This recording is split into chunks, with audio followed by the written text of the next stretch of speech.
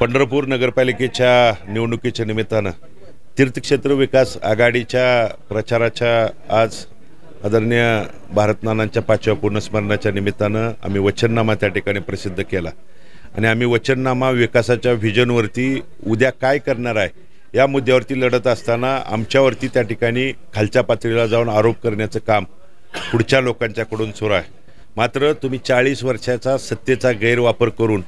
इथल्या ट्रस्ट असतील, इथल्या गोरगरीब जनता असेल, यांच्यावरती तुम्ही अन्याय अत्याचार करण्याची वागणूक करण्याची भूमिका त्या ठिकाणी पार पाडली। आज जे विकासाचं व्हिजन आणि आंतरराष्ट्रीय गप्पा मारण्याचं काम त्या ठिकाणी करताय, मात्र तुम्ही नगरपालिकेच्या सत्तेचा वापर करून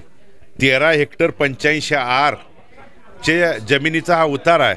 आणि स्वतः जे प्रिन्स चार्ल्सच्या कुटुंबातली ही नावं आहेत आणि ह्यांच्या घरातल्या कुटुंबातल्या नावावरती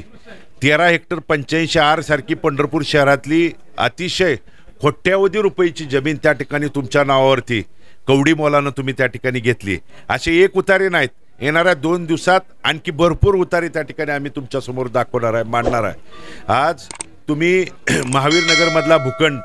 जर 26 जानेवारी दिवशी खरेदी दाखवत असाल तर यासारखं दुर्दैव आणि पाप